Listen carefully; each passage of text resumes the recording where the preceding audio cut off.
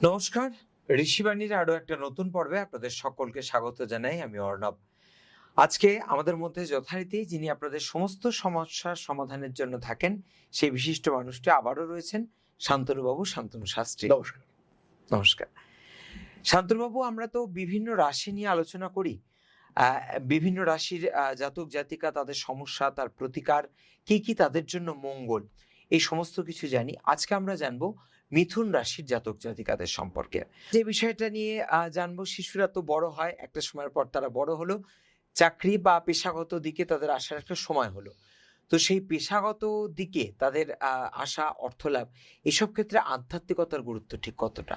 দেখো, মিথুন রাশি বা লগ্নের মানুষ তারা এগোবে জীবনে, আধ্যাত্মিকতার দরকার আছে। তাদের ম্যাচিউরিটি আধ্যাত্মিকতার সাথে সাথেই হয়। মিথুন রাশি বা লগ্নের মানুষ তারা যদি মনে করে যে আমার মধ্যে কোনো স্পিরিচুয়াল গ্রোথ হবে না, আমি কন্টিনিউয়াসলি শুধু পড়াশুনোই করে যাব, চাকরি করব, পড়াশুনো করব, ব্যবসা করব, স্পিরিচুয়ালিজম থাকবে না, তাহলে সে কিন্তু সাকসেসফুল হতে পারছে না। এক্ষেত্রে খেয়াল রাখতে হবে তার 10th হাউসটা বৃহস্পতি নিয়ন্ত্রিত, তার 9th হাউস শনি দ্বারা নিয়ন্ত্রিত। এরা স্পিরিচুয়াল প্ল্যানেট। ভাগ্য কর্মে উন্নতি করব আর আধ্যাত্মিকতা থেকে দূরে সরবো, এটা হবে না। একদম ওতপ্রোতভাবে জড়িত। মিথুন রাশি বা লগ্নের মানুষ যদি পড়াশুনো করতে চান, ভালো রেজাল্ট করতে চান, তাকে ধ্যান করতে হবে। হতে পারে সেই মানুষটা পড়াশুনোর মধ্যেই একটা ধ্যান প্রসেসকে বার করে নিয়েছেন। পড়ার সময় পড়তে পড়তে যখন পড়ছেন তখন চোখটা বন্ধ করে ভেবে নিচ্ছেন কি পড়লাম। এখানেই কিন্তু তার মন একত্রিত হচ্ছে।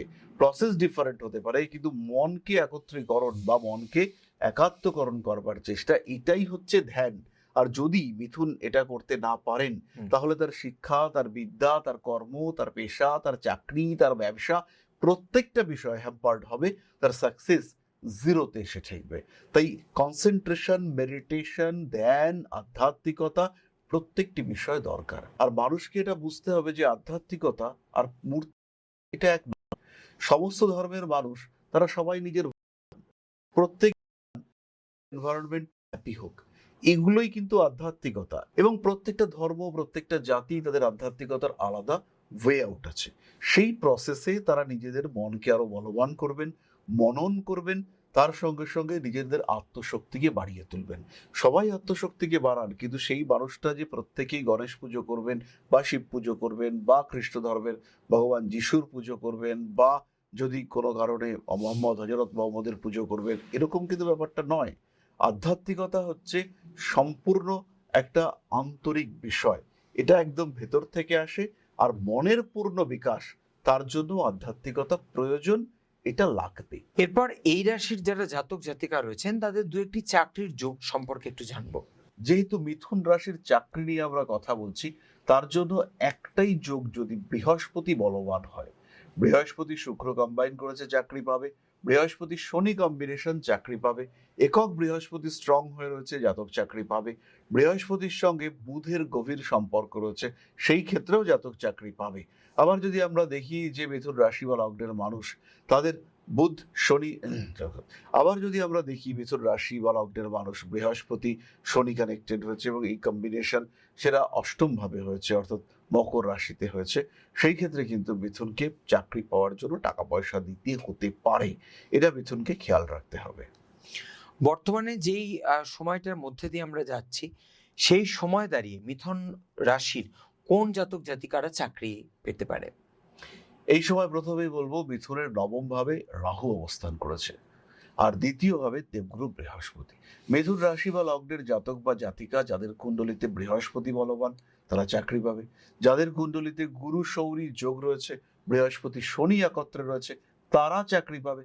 যাদের জন্ম কুণ্ডলিতে বৃহস্পতির সঙ্গে শুক্র সমন্বয় তৈরি হয়েছে, যাদের জন্ম কুণ্ডলিতে অন্তত একটি পঞ্চ মহাপুরুষ যোগ তৈরি হয়েছে, হংস যোগ হতে পারে, রুচক যোগ হতে পারে, হতে পারে তার জন্ম কুণ্ডলিতে শশযোগ তৈরি হয়েছে, যাই হোক না কেন, একটা যদি পঞ্চ মহাপুরুষ যোগ সৃষ্টি হয়, তাহলে সেই জাতক বা জাতিকা তারা নিজের ক্ষমতায় চাকরি পাবে, আর অবশ্যই পাবে। সবশেষে যেটা জানতে চাইবো, আহ অনেকে তো ব্যবসাও করতে চাইতে পারে মিথুন রাশির জাতক জাতিকারা। যদি কেউ ব্যবসা করতে চায়, তাহলে তাদের ক্ষেত্রে চাকরি না ব্যবসা, কোনটা বেশি উপযোগী? মিথুন ব্যবসা করুক। মিথুন রাশি বা লগ্নের মানুষ বুধের দ্বারা প্রভাবিত, তারা তো ব্যবসা করতেই পারে। মিষ্টির ব্যবসা, খাদ্যের ব্যবসা, শর্করা জাতীয় পণ্যের ব্যবসা, পড়াশুনোর জিনিসপত্রের ব্যবসা, বইয়ের দোকান, খাতার দোকান, পেন্সিলের দোকান, পুষ্টিকর খাদ্যের ব্যবসা, ওষুধের ব্যবসা, প্রত্যেকটি জায়গায় মিথুন রাশি বা লগ্নের মানুষ তারা ডেভেলপ করতে পারেন। চাকরি করতে করতে ব্যবসা, চাকরি ছেড়ে দিয়ে ব্যবসা, প্রত্যেকটা মিথুনের জন্য ভালো এবং অত্যন্ত বেশি ভালো। তাই মিথুন রাশি বা লগ্নের মানুষ তারা যদি ব্যবসা করতে চান, বাবা মা পারিপার্শ্বিক পরিজন তাদের এই মানুষটাকে এনকারেজ করতে হবে। তুমি পারবে, তোমার হবেই, তুমি জিতবে, এই কনসেপ্ট তৈরি করিয়ে দিতে হবে তার মাথার মধ্যে। আর সেদিনই কিন্তু এই মানুষটা জিতবে।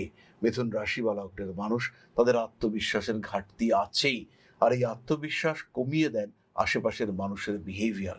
তাই এই বিহেভিয়ারকে ঠিক করতে হবে, মিথুনকে নিজের প্রতি গুরুত্ব উপলব্ধি করতে হবে, বাড়াতে হবে। আর তখনই মিথুন ভালো চাকরি পাবেন, ভালো থাকার সম্ভাবনা সেটা তৈরি হবে মিথুনের ক্ষেত্রে।